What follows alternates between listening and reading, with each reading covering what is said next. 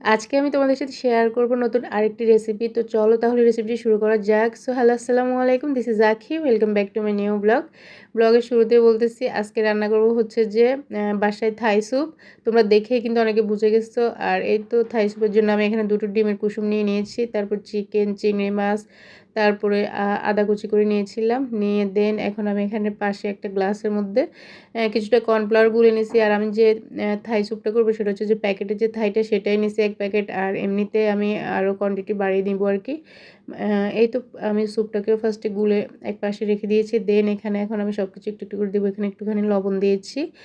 তো আমি এক এক করে সবগুলো উপকরণ দিয়ে দিব। এখানে ফার্স্টে কিন্তু লবণটা দিয়ে দিয়েছি। দেন আমি এখানে যেহেতু চিকেন ইউজ করছি, তো চিকেনের জন্য এখানে একটু আদা বাটা, তারপর একটু রসুন বাটা লাগবে। খুবই অল্প পরিমাণে, মানে চিকেন অনুযায়ী যতটা লাগবে আর কি, একদম হাফ চামচেরও কম নিয়েছি আমি। তারপর এখানে তো এখন আমি রসুন বাটাটা দিয়েও দিলাম। তারপর এখানে আমি একটু আদা বাটাও দিয়ে দিচ্ছি হাফ চামচের মতো। তো এই তো রেডিমেড যে 1 প্যাকেট থাই স্যুপ, এগুলো দিয়ে 1 প্যাকেট দিয়ে অনায়াসে প্রায় 8 থেকে 9 জন খাওয়া যায় আর কি, এভাবে যদি রান্না করো। তো আমি যেভাবে রান্না করি তোমাদের সাথে ওভাবে দেখিয়ে দিচ্ছি। দেখো এখানে আমি এখন শুকনো মরিচের গুঁড়ো দিয়ে দিলাম 1 চামচের মতো। তারপরে এখানে আমি সস ইউজ করব, টমেটো সস, যেটা চিলি সস থাকলে সেটাও দেওয়া যাবে। তো আমি এখানে টমেটো সসটাই ইউজ করছি। যতটুকু পরিমাণ মতো লাগবে ততটুকুই দিলাম।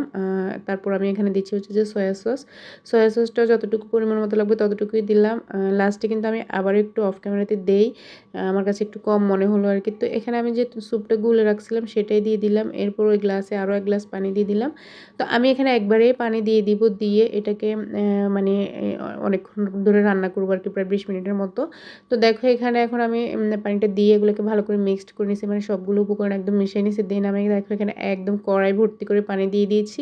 যেহেতু চিকেন আছে, সেদ্ধ হওয়ার একটু ব্যাপার আছে, তো ভাবলাম যে একবারেই দিয়ে দিই। আর একবারে দিলে এভাবে আসলে রান্নাটা বেশ ভালো হয়। দেন এখানে আমি দিলাম হচ্ছে যে গোলমরিচের গুঁড়ো। তো গোলমরিচের গুঁড়োটা আমি ফার্স্টে দিতে ভুলে গিয়েছিলাম, দেন এখন দিয়ে দিলাম। তারপরে এখানে দেবো হচ্ছে যে চিলি ফ্লেক্স, শুকনো মরিচের গুঁড়ো আর কি, যেটা বাসায় আমি করে রাখছিলাম আর কি। শুকনো মরিচ তেলে তারপর চিলি ফ্লেক্স অনেকগুলো করে রাখি সবসময়। তো যখন আমার প্রয়োজন হয় তখন আমি এভাবে ইউজ করি আর কি। দেন এখানে দিলাম আমি একটুখানি জর্দার রং। এমনিতে স্যুপের কালারটা কিন্তু বেশ সুন্দর আসছে, তারপর আমার কাছে মনে হলো যে একটু জর্দার রং দিলে একদম রেস্টুরেন্টের যে ভাইবটা সেটাই লাগবে। আর রেস্টুরেন্টে থাই স্যুপ করলে কিন্তু এরকম কালারটাই আসে। দেখো তোমরাই ভিডিওতে দেখে বুঝে নাও কতটা সুন্দর কালার আসছে। দেন এখানে এগুলো ফুটতেছে, ফুটা পর্যন্ত অপেক্ষা করছি। দেন আমি এখানে কর্নফ্লাওয়ার মিক্সড করে রাখছিলাম সেটাই দিয়ে দিলাম। দিয়ে এখন এটাকে অনবরত নাড়তে হবে। আর স্যুপটা প্রথম থেকে কিন্তু অনবরত নাড়তে হয়, কারণ হচ্ছে যে না হলে নিচে লেগে যাওয়ার একটা চান্স থাকে আর কি। দেখো এখানে স্যুপটা কিন্তু ফাইনালি হয়ে গিয়েছে। আর কালারটা কতটা সুন্দর এবং কতটা ঘন হয়েছে দেখেই কিন্তু মনে হচ্ছে যে এটা